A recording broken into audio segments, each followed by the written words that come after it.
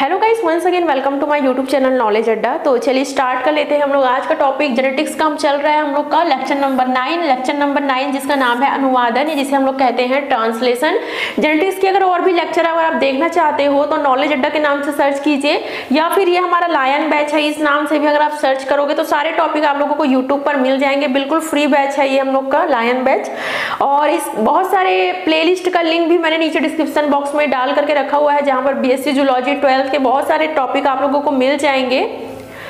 तो आज की वीडियो में हम लोग ट्रांसलेशन के बारे में डिस्कस करेंगे विथ मैकेनिज्म, जो भी इसका प्रोसेस होने वाला है, जो भी इसका स्टेप है, डेफिनेशन है, वो पूरा यहाँ पर मैं आप लोगों को विथ डायग्राम यहाँ पर बताने वाली हूँ। काफी अच्छा इसका नोट्स भी मैंने प्रिपेयर किया हुआ है, नीचे दिए गए नंबर पर आप लोग कॉन्टेक्ट कर सकते हो। तो चलिए स्टार्ट कर लेते हैं हम लोग आज का वेरी इजी टॉपिक जिसका नाम है ट्रांसलेशन, है ना।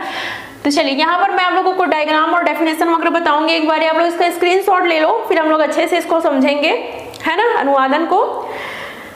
इसे समझाने से पहले एक बार थोड़ा सा रफली बताती हूँ मैं, फिर उसके बाद हम लोग डेफिनेशन और डायग्राम को भी हम लोग समझ लेंगे। देखो लास्ट लेक्चर में मैंने आप लोगों को ट्रांसक्रिप्शन के बारे में बताया था। अगर आप वो वीडियो नहीं देखे हो तो अनुलेखन के बारे में मैंने आप लोगों को बताया हुआ है, ट्रांसक्रिप्शन के बारे में। तो ट्रांसक्रिप्शन में हम लोग क्या देखे थे गाइस, जब डीएनए से आरएनए बनता है तो वो प्रोसेस हमारा क्या कहलाता है, ट्रांसक्रिप्शन कहलाता है, अनुलेखन कहलाता है। ये ऑलरेडी हम लोग अच्छे से डिस्कस कर चुके हैं। अगर आप नहीं देखे हो तो लेक्चर नंबर 8 आप लोग देख सकते हो, है ना। तो डीएनए से आरएनए बनने का प्रोसेस क्या कहलाता है गाइस, आपका ट्रांसक्रिप्शन कहलाता है। यहाँ पर हम लोग क्या पढ़ने वाले हैं, ट्रांसलेशन पढ़ने वाले हैं, अनुवादन पढ़ने वाले हैं। तो जब आरएनए से प्रोटीन बनता है, देखो यहाँ पे क्या हो रहा है, डीएनए से आरएनए बन रहा है, वो ट्रांसक्रिप्शन कहला रहा है। लेकिन आज का जो हमारा टॉपिक होने वाला है वो है जब आरएनए से प्रोटीन बनता है ना, तो उस प्रक्रिया को हम लोग ट्रांसलेशन कहते हैं या फिर अनुवादन कहते हैं। आज की वीडियो में हम लोग पूरा टॉपिक डिस्कस करेंगे कैसे आरएनए से प्रोटीन बनता है, ठीक है। तो देखो यहाँ पर डीएनए से जब आरएनए बनता है ना, तो आरएनए कई टाइप का बन सकता है, जैसे कि एमआरएनए, आरआरएनए, टीआरएनए। इस सब के बारे में ऑलरेडी आप लोगों को बता चुकी हूँ। जब मैं आप लोगों को डीएनए आरएनए समझा रही थी तो उस वक्त मैंने आप लोगों को अच्छे से बताया हो कि आरएनए भी बहुत टाइप के होते हैं। तो जब ट्रांसक्रिप्शन की प्रोसेस होता है ना, तो बहुत सारे आरएनए बनते हैं, एमआरएनए, आरआरएनए, टीआरएनए। लेकिन अगर आरएनए से प्रोटीन बनना है तो केवल इसमें मेजर रोल होता है एमआरएनए का। एमआरएनए के द्वारा ही प्रोटीन का निर्माण होता है। हालांकि आरआरएनए, टीआरएनए भी होते हैं, वहां पर भी इनका रोल होता है, बट जो मेजर रोल होता है ना वो एमआरएनए का होता है। आरआरएनए और टीआरएनए वहां पर हेल्प करते हैं प्रोटीन बनाने में, लेकिन एक्चुअल जो मेजर रोल प्ले करते हैं वो कौन करता है, आपका एमआरएनए करते हैं। हालांकि जब हम लोग इसका स्टेप और जो भी इसका मैकेनिज्म अगर पढ़ेंगे ना, तो उस वक्त आप लोगों को ज्यादा अच्छे समझ में आएगा सारी चीजें, ठीक है। तो ट्रांसलेशन समझ में आ गया, डेफिनेशन मैं आप लोगों को आगे बताऊंगी। अब चलिए छोटा सा और देखिए। तो जैसा कि हम लोगों ने जाना कि एमआरएनए से जब प्रोटीन का फॉर्मेशन होता है तो वो हमारा ट्रांसलेशन या फिर अनुवादन कहलाता है। वेरी इंपॉर्टेंट रोल प्ले करते हैं राइबोसोम, है ना। राइबोसोम जो होते हैं वो वेरी इंपॉर्टेंट रोल प्ले करते हैं, किस लिए, एमआरएनए से प्रोटीन को बनाने में। जब मैं आप लोगों को जब डायग्राम वगैरह दिखाऊंगी तो उस टाइम आप लोगों को ज्यादा क्लियर हो जाएगा, ठीक है। चलिए डेफिनेशन देखिए, एक बार डायग्राम में देखिए। डायग्राम आई थिंक आप लोगों ने अब तक स्क्रीनशॉट ले लिया होगा डायग्राम का। देखो लास्ट लेक्चर में हम लोगों ने क्या पढ़ा था कि डीएनए से किस प्रकार आरएनए का फॉर्मेशन हुआ, एमआरएनए का फॉर्मेशन हुआ, डीएनए से किस प्रकार, है ना। अब हम लोग आज की वीडियो में देखेंगे कि डीएनए से किस प्रकार प्रोटीन का फॉर्मेशन होता है। देखो आप यहाँ पे देख सकते हो, एक श्रृंखला बन जाती है, एक लंबी चेन टाइप हमको प्रोटीन की प्राप्त होती है, जो कि हमारा क्या कहलाता है, ट्रांसलेशन कहलाता है। जब आरएनए से प्रोटीन का फॉर्मेशन होता है तो वो आपका क्या कहलाता है, प्रोसेस, ट्रांसलेशन या फिर अनुवादन कहलाता है। तो डेफिनेशन किस तरीके से लिखोगे आप लोग, एक बार डेफिनेशन देख लो क्या कहा जा रहा है डेफिनेशन में। डीएनए से एमआरएनए को प्राप्त होने वाली जेनेटिक इंफॉर्मेशन, क्या कहा जा रहा है, देखो डीएनए से एमआरएनए को प्राप्त होने वाली जेनेटिक इंफॉर्मेशन का प्रोटीन के रूप में अनुवाद ट्रांसलेशन कहलाता है। मैंने लास्ट लेक्चर में आप लोगों को बताया था कि डीएनए में क्या होता है, जेनेटिक इंफॉर्मेशन कलेक्ट होता है, मतलब जो जेनेटिक इंफॉर्मेशन कहने का मतलब है कि जो भी अनुवांशिक सूचनाएं हैं वो डीएनए में क्या रहती है, कलेक्ट रहती है। तो जो अनुवांशिक जो जेनेटिक इंफॉर्मेशन है वो डीएनए से किस में ट्रांसफर हो जाता है, एमआरएनए में ट्रांसफर हो जाता है। अब जो भी जेनेटिक इंफॉर्मेशन है जब उसका एमआरएनए से प्रोटीन में जब उसका ट्रांसलेशन अनुवादन होता है, अनुवाद होता है, तो वही आपका क्या कहलाता है, ट्रांसलेशन कहलाता है ना। समझ में आया आप लोगों को? तो डेफिनेशन लिख लेना, काफी अच्छा डेफिनेशन है, बहुत इजी डेफिनेशन है। अगला डेफिनेशन देखो एग्जाम में आता है ना तो 2-3 डेफिनेशन लिखा करो गाइस, है ना, तो इससे ज्यादा अच्छा इफेक्ट पड़ेगा। और ये वाला डायग्राम आप लोग बना सकते हो अपने नोट्स में। एमआरएनए के रूप में उपलब्ध न्यूक्लिक एसिड की भाषा को प्रोटीन की भाषा में बदलना ट्रांसलेशन कहलाता है। बस इतना याद रखो कि जब एमआरएनए से यहाँ पर प्रोटीन बनने की जो प्रोसेस होता है with the help of ribosome, है ना, टीआरएनए, आरआरएनए, बहुत सारे चीजें हैं जो मैं आप लोगों को आगे बताऊंगी, तो वो चीज आप लोगों को और अच्छे से क्लियर हो जाएगा। तो वो चीज हमारा ट्रांसलेशन या फिर अनुवादन कहलाता है। क्लियर हुआ गाइस आप लोगों को? यहाँ तक समझ आया? समरी देख लेते हैं। डीएनए से आरएनए क्या कहलाता है, ट्रांसक्रिप्शन, और आरएनए से प्रोटीन बनने की क्रिया क्या कहलाता है, ट्रांसलेशन कहलाता है। क्लियर हुआ आप लोगों को? चलिए अब एक एक करके हम लोग क्या करेंगे, इनके स्टेप्स को समझते जाएंगे, है ना। बहुत सारे स्टेप हैं, आप लोग कॉपी पेन लेकर के बैठ जाइए, जो जो स्टेप मैं बताते जाऊंगी उसको आप लोग नोट डाउन करते जाना। तो चलिए स्टार्ट कर लेते हैं हम लोग स्टेप ऑफ ट्रांसलेशन, तो मतलब अनुवादन के बहुत सारे चरण। तो आप लोग कॉपी पेन निकाल के बैठ जाइए, क्योंकि बहुत सारे इसमें रिएक्शन वगैरह भी होंगे, तो वो आप लोग लिख लोगे तो आपके लिए हेल्पफुल होगा, है ना। चलिए बहुत सारे स्टेप्स हैं। पहला स्टेप हम लोग यहाँ पर देखेंगे अमीनो अम्ल का सक्रियण, ये जिसे हम लोग कहते हैं एक्टिवेशन ऑफ अमीनो एसिड, है ना। हेडिंग डाल लो, पहला हेडिंग क्या डालोगे, अमीनो अम्ल का सक्रियण। तो देखो एक चीज आप लोगों को बता रही हूँ, जो साइटोप्लाज्म होते हैं ना, जो कोशिका द्रव्य होते हैं, उसमें बहुत सारे अमीनो एसिड होते हैं। जो अमीनो एसिड होते हैं वो very very important role play करते हैं प्रोटीन को बनाने में। आ रहा है समझ में? प्रोटीन बनाने की जो सबसे पहला स्टेप होता है उसमें अमीनो अम्ल का जिक्र हुआ है, अमीनो एसिड का जिक्र हुआ है। इसका मतलब ये है कि जो अमीनो एसिड होते हैं वो प्रोटीन के सिंथेसिस में very very important role play करते हैं। लेकिन ये जो अमीनो एसिड होते हैं ना वो निष्क्रिय अवस्था में रहते हैं, मतलब वो इनएक्टिव रहते हैं, साइटोप्लाज्म में वो इनएक्टिव रहते हैं। अगर वो एक्टिव नहीं होंगे तब तक प्रोटीन हमारा नहीं बनेगा, इसलिए अमीनो अम्ल का एक्टिवेशन जरूरी है, उनका सक्रियण जरूरी है। आ रहा है समझ में?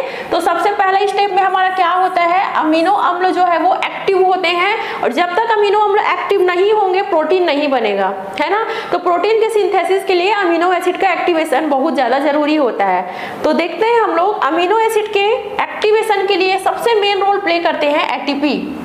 एटीपी जिसका फुल फॉर्म होता है एडिनोसिन ट्राइफॉस्फेट। जो अमीनो अम्ल होते हैं वो एटीपी के साथ क्या कर लेते हैं, बॉन्ड बना लेते हैं, एटीपी के साथ जुड़ जाते हैं। लिख लीजिए आप लोग, नोट कर लीजिए, ATP very important role play करते हैं अमीनो एसिड के एक्टिवेशन में, है ना, जिसका फुल फॉर्म होता है एडिनोसिन ट्राइफॉस्फेट। आप लोग हिंदी में भी लिख सकते हो, जो बच्चे हिंदी मीडियम वाले हैं। और एक और एंजाइम होता है जो कि वेरी इंपॉर्टेंट रोल प्ले करते हैं अमीनो एसिड के एक्टिवेशन में, वो है अमीनो एसिल आरएनए सिंथेटेज, है ना। ये वाला जो एंजाइम होता है और एटीपी होता है, ये दोनों very very important role play करते हैं अमीनो एसिड को एक्टिव करने में। अमीनो एसिड अभी तक वो इनएक्टिव है, उनको हमें एक्टिव करना है, तो दोनों का जो है वो काफी ज्यादा मेजर रोल ये प्ले करते हैं। तो चलिए देखते हैं किस प्रकार से जो हमारे अमीनो एसिड होते हैं वो एटीपी के साथ, देखिए यहाँ पर जो अमीनो एसिड होते हैं शॉर्ट टर्म में हम इसको ए करके लिखेंगे, या फिर आप लोग ऐसा भी लिख सकते हो, ठीक है, ये लिख सकते हो या फिर ऐसा। तो जो अमीनो एसिड होते हैं वो एटीपी के साथ क्या करते हैं, जुड़ जाते हैं। किसके प्रेजेंस में जुड़ते हैं, एक विशेष टाइप का एंजाइम होता है, उसका नाम है अमीनो एसिल आरएनए सिंथेटेज। इसके प्रेजेंस में जुड़ करके एक विशेष टाइप का ये कॉम्प्लेक्स बना लेते हैं, विशेष प्रकार का एंजाइम बना लेते हैं, जिसका नाम है AMP एंजाइम कॉम्प्लेक्स का फॉर्मेशन ये करते हैं। आया समझ में? PPI भी लास्ट में बनता है, बट मेन ये है हमारा, जब अमीनो एसिड एटीपी किसके प्रेजेंस में, amino acyl RNA synthetase enzyme के प्रेजेंस में जब आपस में जुड़ते हैं तो वहां पर एक कॉम्प्लेक्स का फॉर्मेशन होता है जिसका नाम है AMP एंजाइम कॉम्प्लेक्स। अगर आप लोग इसको थोड़ा सा फॉर्मूला टाइप में लिखोगे तो ऐसा लिख सकते हो, फॉर्मूला इसका देखो, अमीनो एसिड का फॉर्मूला हमें अमीनो एसिड का फॉर्मूला यहाँ पर लिख सकते हो, ये RCH NH2 COH C double bond O। ये अमीनो एसिड है, किसके साथ जुड़ रहे हैं, ATP के साथ, किसके प्रेजेंस में, RNA सिंथेटेज एंजाइम के प्रेजेंस में, और ये कुछ इस तरीके से कॉम्प्लेक्स बनाते हैं। देखो यहाँ पर इसके साथ कौन जुड़ गया है, ये AMP जुड़ चुका है, और इस प्रकार का ये एंजाइम टाइप से कुछ कॉम्प्लेक्स बना लेते हैं। ये हो गया आपका पहला स्टेप। तो पहले स्टेप में हम लोगों ने क्या देखा कि जो अमीनो एसिड है ना वो क्या होते हैं, यहाँ पर एक्टिव होते हैं, और कुछ नहीं है पहले स्टेप में, है ना। पहले स्टेप में हम लोगों ने देखा कि अमीनो एसिड जो है वो एक्टिव होते हैं, किसके साथ जुड़ जाते हैं, वो इसमें कौन हेल्प करता है, ATP और ये विशेष टाइप का एंजाइम, और क्या हमारा कॉम्प्लेक्स बनता है, AAMP एंजाइम कॉम्प्लेक्स यहाँ पर फॉर्म होता है। तो ये क्या है गाइस, हमारा सबसे पहला स्टेप है अमीनो एसिड का सक्रियण, या फिर जिसे हम लोग कहते हैं एक्टिवेशन ऑफ अमीनो एसिड। चलिए आगे मैं आप लोगों को डायग्राम भी दिखाऊंगी, तो क्या है डायग्राम आप लोग देख लोगे ना तो थोड़ा सा अच्छे से आप लोगों को समझ में आएगा, है ना। ये हुआ हमारा पहला स्टेप। अब चलिए हम लोग सेकंड स्टेप की ओर चलते हैं। चलिए गाइस, पहला स्टेप तो आप लोगों को अच्छे समझ में आ गया होगा। थोड़ा सा हम लोग यहाँ पर डायग्राम के हेल्प से समझेंगे सेकंड नंबर का स्टेप। तो सेकंड नंबर का स्टेप का आप लोग हेडिंग डालिए अमीनो एसिड का tRNA पर ट्रांसफर, है ना। चलिए देखते हैं डायग्राम। यहाँ पर आप लोगों को आई थिंक डायग्राम अच्छे से शो हो रहा होगा, मैं एक बार चेक कर लेती हूँ क्लियरली आप लोगों को। हाँ, डायग्राम तो बहुत अच्छे से दिख रहा है। तो देखिए यहाँ पर अमीनो एसिड आप लोग देख सकते हो, ये राउंड राउंड एक मिनट सॉरी, यहाँ पर अमीनो एसिड आप अच्छे से देख सकते हो, ये राउंड राउंड दिख रहा है, ये क्या है, अमीनो एसिड है। हमने जो फर्स्ट स्टेप में जिस अमीनो एसिड की बात किया ना, ये क्या है, वही है ना। अब क्या होगा सेकेंड स्टेप में, क्या होता है गाइस, जो अमीनो एसिड होते हैं ना वो tRNA के साथ क्या कर लेते हैं, रिएक्शन कर लेते हैं, या फिर उसके साथ जुड़ जाते हैं। लास्ट टाइम देखो मैंने आप लोगों को क्या बताया था पहले स्टेप में, वहां पर क्या मिला था हम लोग को, AAMP कॉम्प्लेक्स, जो AAMP एंजाइम कॉम्प्लेक्स हमारा लास्ट टाइम बना था ना, वो जो एंजाइम है ना वो क्या करेगा, इस tRNA के साथ रिएक्शन करना स्टार्ट कर देते हैं, और रिएक्शन करने के बाद क्या होता है वो हम लोग आगे देखेंगे। तो इस तरीके से होता है हमारा सेकंड नंबर का स्टेप। तो सेकंड नंबर के स्टेप में क्या करना है आपको, जो अमीनो एसिड है ना उसका ट्रांसफर tRNA के साथ हो जाता है, या आप ये कहिए कि जो अमीनो एसिड है वो tRNA के साथ जुड़ जाते हैं। ठीक, यहाँ पर आप एक डायग्राम दिख रहा है, थोड़ा सा आप लोगों को कंफ्यूजन हो रहा होगा, देखो थोड़ा सा क्लियर करती हूँ मैं। ये आपका क्या है, mRNA है ना, वहां से DNA से हमारा जो RNA बना था ना वो देखो इस प्रकार से। अब वो क्या करते हैं, राइबोसोम, यहाँ पर आप जो ये पूरा कॉम्प्लेक्स दिख रहा है ना बड़ा सा, ये क्या है आपका राइबोसोम है। धीरे धीरे आप लोगों को समझ में आएगा, जब मैं एक एक स्टेप में आप लोगों को बताते जाऊंगी वहां पर आप लोगों को धीरे धीरे समझ में आते जाएगा। ये राइबोसोम है, ये आपका अलग अलग कोडॉन है, जैसे कि AUG इस टाइप के कोडॉन है। इस तरीके से अमीनो एसिड जुड़ते जाते हैं और यहाँ से आपका प्रोटीन का चेन बनते जाता है। बट हर स्टेप को हम लोग समझ रहे हैं धीरे धीरे, तो फिर आप लोगों को स्लोली ये सारी चीजें समझ में आएगा। तो आप लोग यहाँ पर देख सकते हो कि कैसे जो mRNA है उसमें बहुत सारे ऐसे स्टेप हो रहे हैं, देन धीरे धीरे यहाँ पर हमारा प्रोटीन का चेन इस तरीके से बनते जाएगा। तो सेकंड नंबर के स्टेप में हम लोग क्या जाना कि जो अमीनो एसिड है उसका ट्रांसफर किस पर हो जाता है, tRNA पर हो जाता है, या यूं कहें कि tRNA और अमीनो एसिड जो है वो आपस में जुड़ जाते हैं। चलिए हम लोग एक बार इसका रिएक्शन देख लेते हैं सेकंड नंबर का, लिखते जा रहे हो ना आप लोग। तो देखिए क्या होगा, लास्ट टाइम हमारा क्या बना था, AAMP एंजाइम बना था पहले स्टेप में। स्टेप नंबर 1 में ये हमारा बना था ना कॉम्प्लेक्स। अब इसका ये किसके साथ रिएक्ट करना स्टार्ट कर देते हैं, आपके tRNA के साथ, जो कि मैंने डायग्राम में दिखाया आप लोगों को। जब दोनों का आपस में रिएक्शन होते हैं ना तो एक चीज यहाँ पर होता है, जो AMP और एंजाइम होते हैं ना वो यहाँ से बाहर निकल जाते हैं। देखो ये AMP और एंजाइम होते हैं ना, ये यहाँ से बाहर निकल जाते हैं, और जो tRNA है वो अमीनो एसिड के साथ जुड़ जाते हैं। ये क्या है हमारा अमीनो एसिड है ना, अमीनो एसिड जो है वो tRNA के साथ जुड़ जाते हैं, यूं कहें इनका ट्रांसफर tRNA पर हो जाता है। ठीक है, तो पहला स्टेप क्या था हमारा, अमीनो एसिड का एक्टिवेशन। जो अमीनो एसिड अभी तक इनएक्टिव थे वो अब एक्टिव हो चुके हैं with the help of ATP and RNA synthetase enzyme. Then second number में क्या होता है, जो एक्टिव अमीनो एसिड होते हैं वो tRNA के साथ, ये tRNA के साथ उसका ट्रांसफर हो जाता है। ठीक, ये हुआ हमारा सेकंड स्टेप, आ गया समझ में। आप लोग नोट कर रहे हो ना। और एक चीज और गाइस, ये वाला जो मैं डायग्राम बता रही हूँ ना, उसको क्या करना है आपको एग्जाम में बनाना है। तो इस डायग्राम को मैं थोड़ा सा क्लीन कर देती हूँ। अब आप लोग क्या कर लो, इसका स्क्रीनशॉट ले लो। जब भी अगर आपके एग्जाम में ट्रांसलेशन आएगा ना, तो इस डायग्राम को बना लेना, क्योंकि बेस्ट डायग्राम है। और ये डायग्राम ऐसा है ना, इसमें हर चीज आपको क्लियरली शो हो रहा है कि कैसे ये आरएनए यहाँ से आ रहा है, राइबोसोम के अंदर आ रहा है, और किस प्रकार से प्रोटीन का चेन बन रहा है। तो बहुत बेस्ट डायग्राम है ये डायग्राम, आप लोग बना सकते हो। जो स्टेप बता रहे हो उसको लिखते जाना और ये डायग्राम को बनाते जाना। ठीक, आगे समझ में सेकंड नंबर का स्टेप। अब चलिए हम थर्ड नंबर के स्टेप में आते हैं। हम लोग अब थर्ड नंबर का स्टेप देख लेते हैं। थर्ड नंबर का स्टेप जिसका नाम है पॉलीपेप्टाइड श्रृंखला का समारंभन, या जिसे हम कहते हैं इनिशिएशन ऑफ पॉलीपेप्टाइड चेन। तो देखो ये जो थर्ड नंबर का स्टेप है ना, उसके अंदर कम से कम 4-5 स्टेप है ना। तो ये टॉपिक थोड़ा सा बड़ा है, और जो ट्रांसलेशन है ना वो थोड़ा सा लंबा चौड़ा टॉपिक है। तो जो थर्ड नंबर का स्टेप आएगा ना, उसमें 4 और स्टेप आप लोग ऐड करना बाद में। ठीक, तो डायग्राम में समझो। देखो पॉलीपेप्टाइड श्रृंखला का इनिशिएशन अब स्टार्ट होने वाला है। ये जो आप चेन देख रहे हो ना, ये चेन अब बनना चालू हो रहा है। तो चेन किस तरीके से बन रहा है, इसके अंदर हम लोग टोटल 4 स्टेप पढ़ेंगे।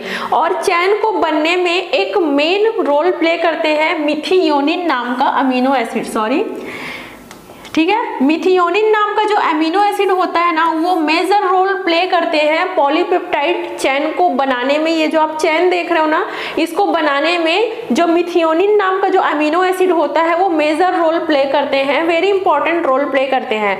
तो सबसे पहले स्टेप में हम लोग क्या देखते हैं कि जो मिथियोनिन नाम का जो अमीनो एसिड है वो कैसे टीआरएनए के साथ जुड़ता है। तो पहला स्टेप आप लोग यहाँ पर देखो, पहला स्टेप क्या लिखोगे, थर्ड नंबर के जो हमारा स्टेप है ना, उसका सबसे पहला स्टेप है फॉर्माइलेटेड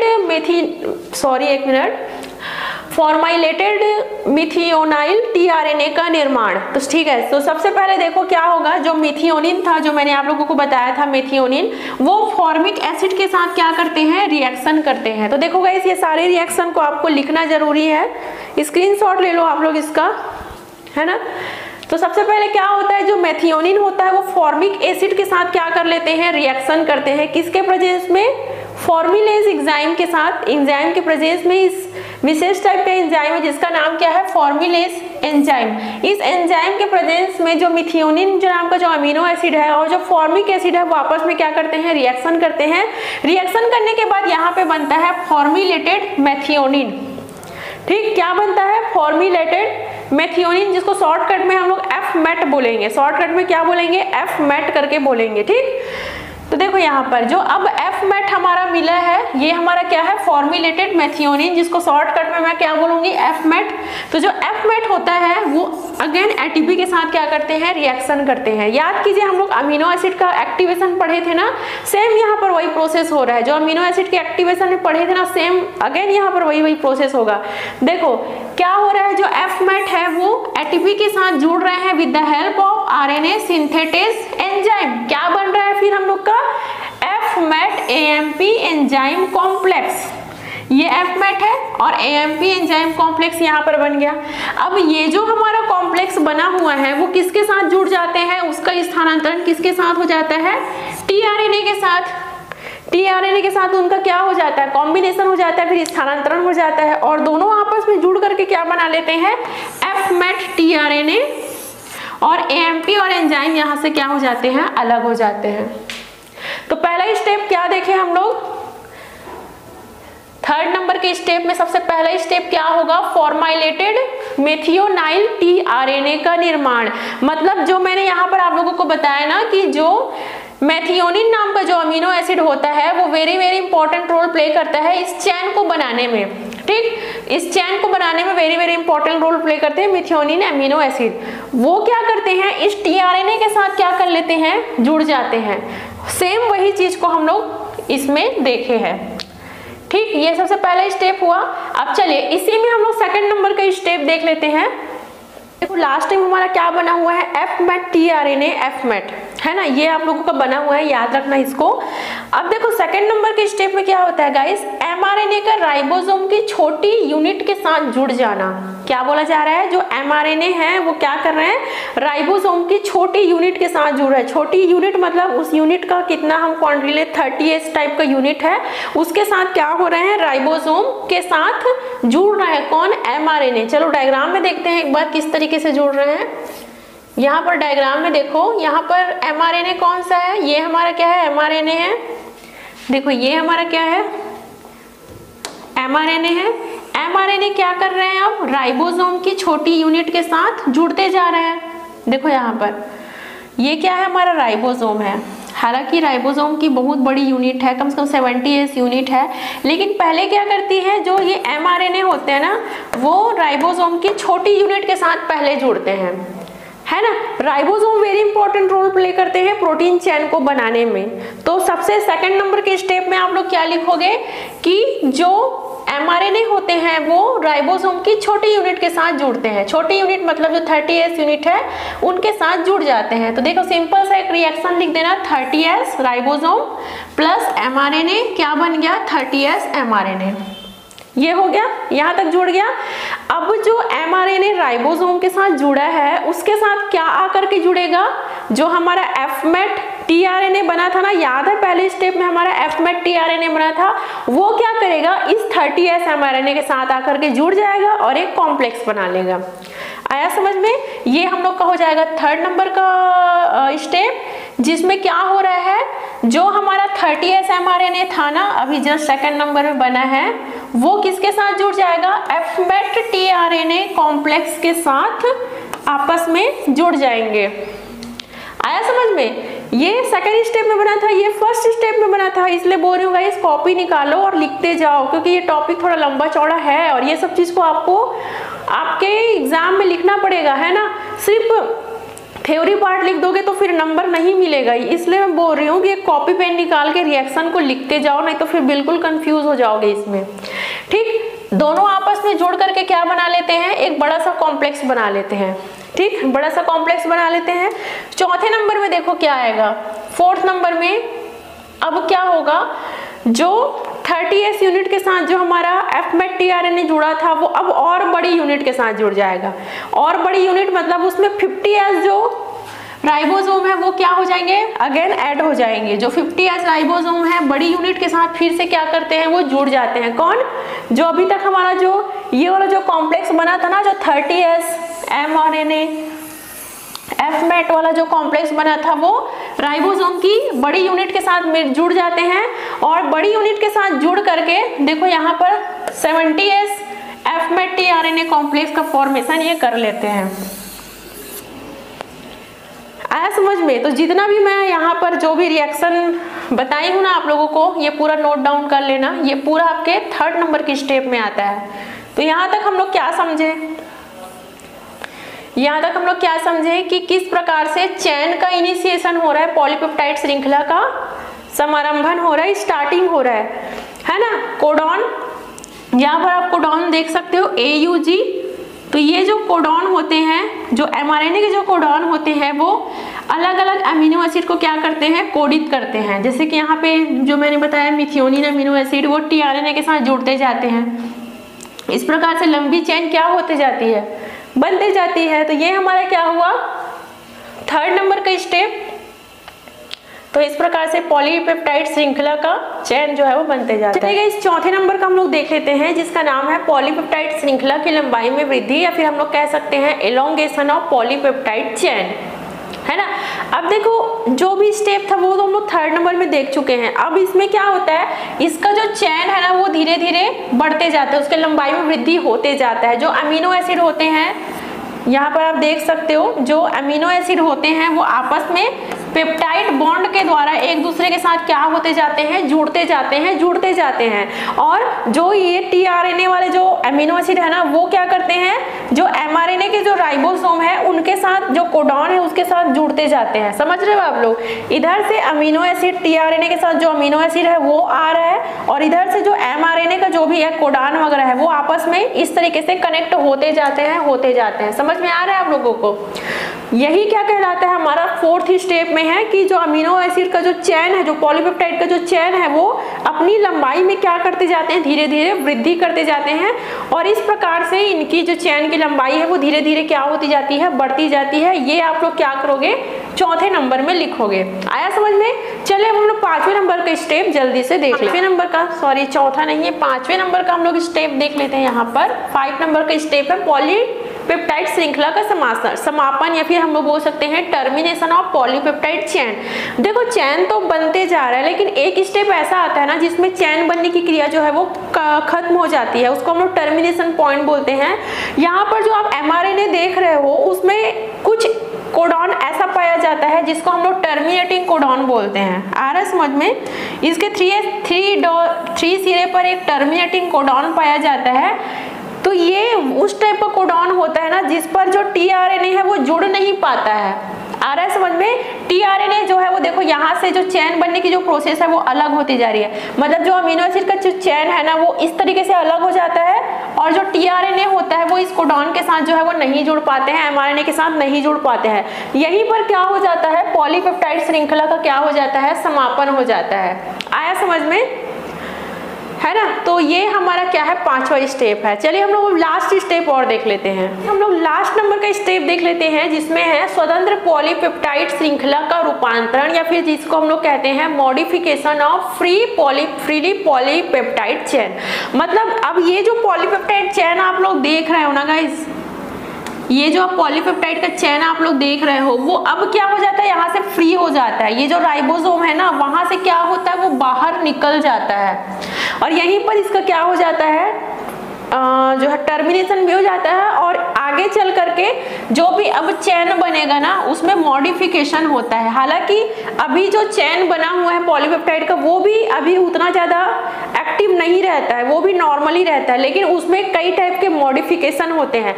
मॉडिफिकेशन होने के बाद हमको एक प्रोटीन चैन का, या फिर ये बोले कि प्रोटीन मॉलिक्यूल हमको प्राप्त होते हैं, है ना? इसमें बहुत सारा, ऐसे नहीं है कि ये जस्ट निकलते जा रहा है और यहाँ से हमको एकदम से प्रोटीन के मॉलिक्यूल प्राप्त हो गया, ऐसा नहीं होता है। इसमें बहुत सारे मॉडिफिकेशन वगैरह होता है। उसके बाद हमको प्रोटीन जो होते हैं, वो जो एक्चुअल में जो प्रोटीन मॉलिक्यूल है वो हमको प्राप्त होते हैं। तो आज की वीडियो में हम लोगों ने देखा कि कैसे mRNA में जो mRNA है with the help of ribosome, with the help of amino acid, with the help of tRNA किस प्रकार से प्रोटीन का चेन बनाते हैं। क्लियर हुआ? और यही क्या कहलाता है, आपका ट्रांसलेशन कहलाता है। आई होप यू गाइस आज का वीडियो आप लोगों को समझ में आया होगा। जेनेटिक्स के बहुत सारे लेक्चर चैनल पर अपलोड हो रहे हैं जिसका लिंक आपको नीचे डिस्क्रिप्शन बॉक्स में मिल जाएगा। और आज का टॉपिक आप लोगों को समझ में आया कि नहीं मुझे नीचे कमेंट करके जरूर बताना है। And thank you so much guys for watching this video.